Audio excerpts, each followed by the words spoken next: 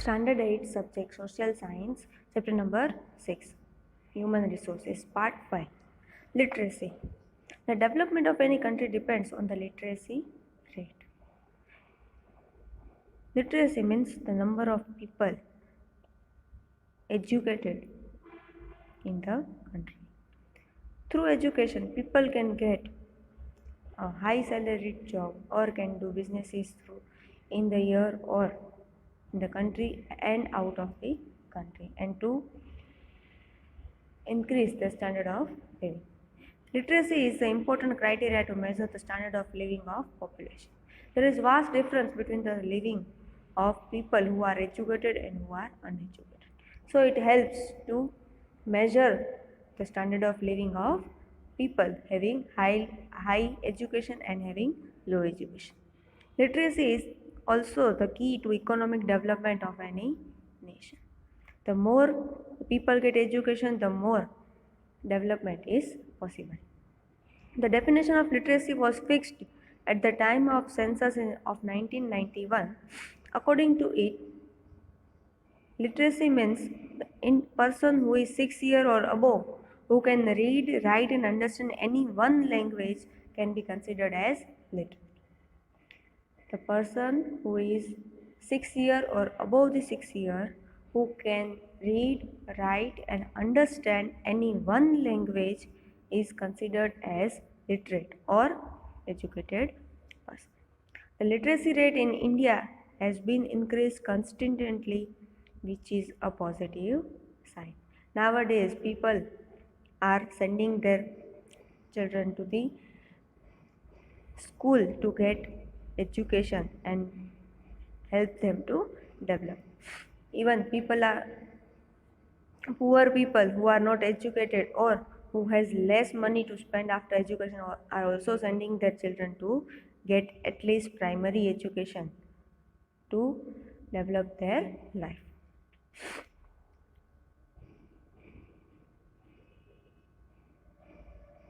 In India, the literacy rate per 100 people was 74.04% in 1911,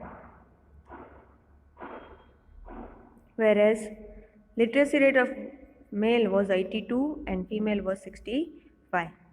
From all these states, we can say that the literacy rate of male are more than that of female. But the highest literacy rate in our country is in Kerala state. Kerala has more number of female as compared to male, and also the literacy rate is high. After the criteria of literacy rate has been fixed in 1991, if we think about the population above 6 years and calculate the literacy rate, it has shown an upward graph. Occupational structure. What is occupation? When any person is engaged in any kind of economic activity where he can earn money through work done by him is known as occupation. Occupation is divided into two parts: earning population and dependent population. The person who is working to earn money are considered as earning population, and the members of his family who is dependent on him is known as dependent population. Earning population is constantly increasing due to industrialization in the country. The population composition, as we have learned in previous part, that population is classified on the basis of male, female, age group, literacy, occupation, education, and many other factors. Nowadays, it is classified in two types: quantitative changes and qualitative changes. Quantity means number. We notice a rise or fall in population. This happens due to population growth and migration of people. The condition leading to quantitative changes are landlessness, low per head land ratio, urbanization, as well as social and administrative reason. Where people are moving for better facilities from rural to urban areas, the quantity of number of people in rural areas are decreased and number of people in urban area will be increase. This is known as quantitative changes. Second is qualitative changes. The changes observed in level of health, education is known as qualitative changes. When the health of people are increasing, when education is increasing, where the behavior of people, way of living, etc. improves is known as qualitative change. The factors responsible for qualitative changes are dedication, hard work, patriotism, enthusiasm, courage, etc. These factors bring socio-cultural changes. Religious groups. India is a secular country where there are more than one religion followed in India. Among all the religions, Hindus are the majority. Then they are followed by Muslims, Christians, Sikh, Buddhist, Jain, Parsis, etc. Linguistic group. Linguistic means group based on the languages. India is a large country with diversity and there are 22 languages recognized by constitution. Other than 22 languages, there are many more languages and dialects used in our country. Hindi and English are two official languages. The state have been formed on the basis of our languages. For example, Gujarat is based on Gujarati language. Maharashtra is based on Marathi language. West Bengal is based on Bengali language, etc. So, these types of groups are formed in our country. As people are getting more and more education, the number of educated people are increasing, number of doctors are increasing in our country. As well, many researches are done to prevent the disease and death of the people. The health of person can be defined as physical health, mental health, emotional, social and economic, spiritual well-being.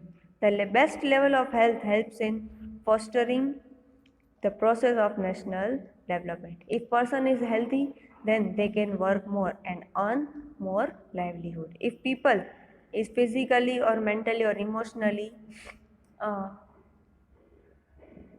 ill, then they will not give their 100% in their work and it also affects the development of the nation. So it is very important for the country to keep the population of their country healthy and make them work properly. National population policy of our country. The population of nation is its wealth and strength. If there is more population, the more people can work, and if more people will work, the economic condition of country will be high. If human resources are educated, trained and healthy, then the development of nation is increased. But if the population of country is not educated or trained or they are unhealthy, then it affects the development of the country. So it is very important for the government to give all these facilities to each and every population and take the use of this skill, education and training from the population so as to earn the development of the country. A planned use of human resources build the foundation for the development. To keep the pace with developed nation, it is very important that human resources are well developed and used by the country for the progress of the nation. Overpopulation is one such factor which has to deal with population policy adopted since 1951. Overpopulation can cause and affect the development of the country if government is not able to give all the services and to get the services from the population. As a part of national population policy, various programs like nutritious food, care of mother and child, pure drinking water, school, health program, safeguarding the right of children, etc. has been given by our country. 5-year plans are made keeping the national population policy in focus. This is done to resolve the contribution and responsible citizens towards the progress of nation. Government gives this policy to make people healthy, educated and so as to work for the development of the nation. This chapter is completed and you have to write this chapter in your workbook. Thank you.